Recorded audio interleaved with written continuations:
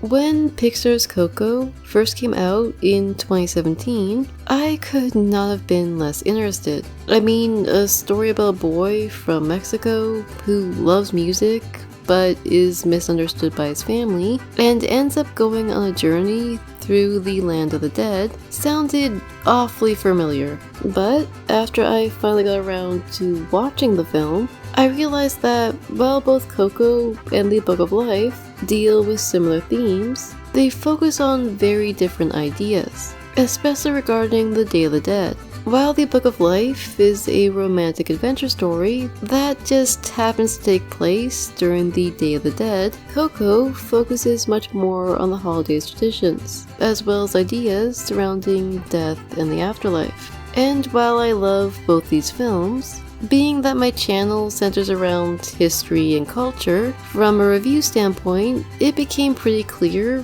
which movie would make a more compelling video. The paper decorations that are used to explain the Rivera family history are called papel picado, or perforated paper.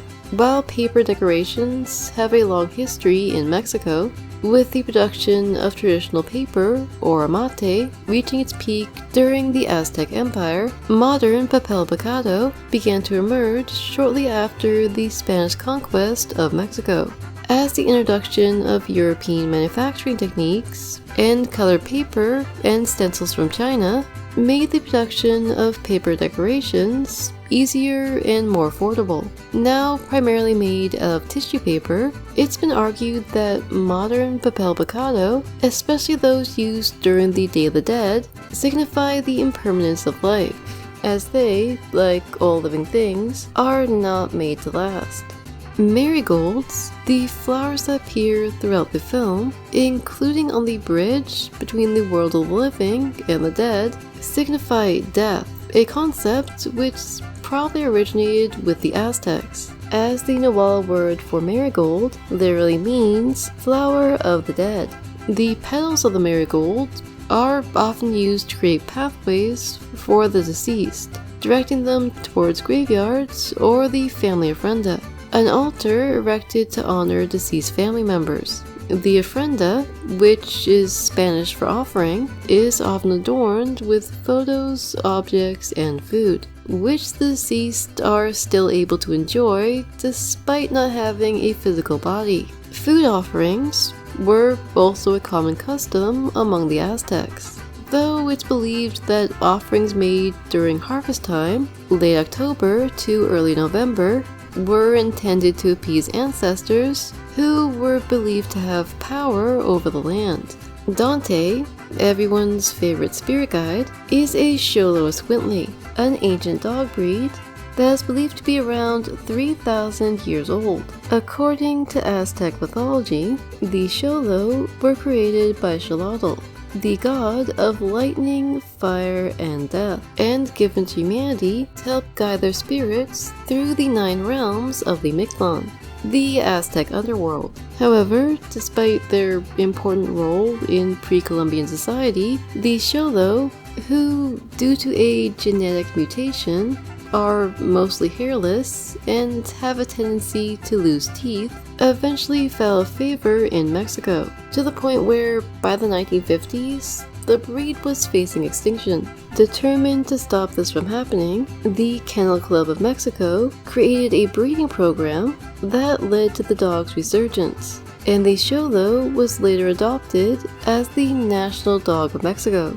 Dante's name is also a reference to Dante's Inferno, a story about a man who traverses the realms of heaven and hell, which, considering that modern Day of the Dead celebrations are a mixture of European and pre-Columbian traditions, makes Dante the ideal mascot for the holiday. Alebrije, on the other hand, rather than being spirit guides like in the film, were actually the brainchilds of Pedro Linares, an artist who began crafting these zoomorphic creatures in the 1940s. According to Linares, the Alebrije were inspired by a literal fever dream where the terrified artist was surrounded by a group of strange creatures chanting the word Alebrije, Inspired and perhaps a bit disturbed, Linares began crafting his own alebrije, creating a style of arts that is now strongly associated with Mexico. The first skeleton, or calavera, that we see in the film bears a considerable resemblance to Katrina, a character created by famed illustrator and calavera artist Jose Posada, first appearing in the newspaper.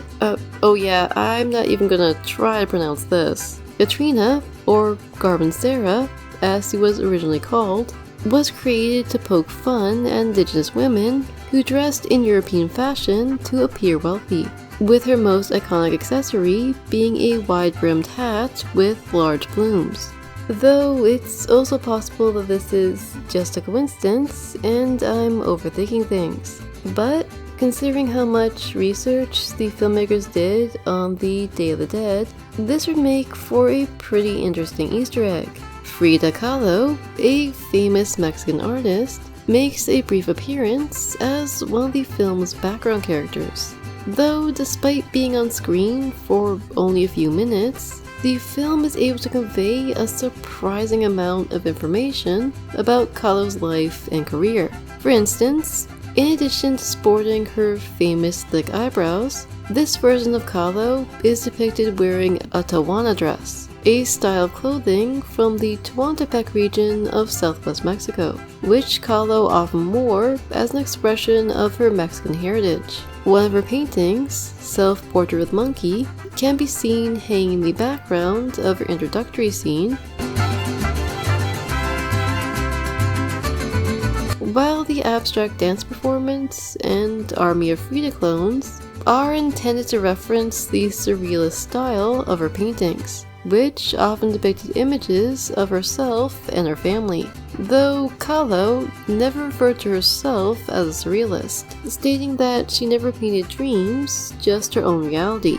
While the history and traditions of the Day of the Dead are complex and tend to vary from place to place, this film provides a fairly good introduction to some of the more well-known aspects of the holiday, especially for those who grew up outside the cultures that celebrate it.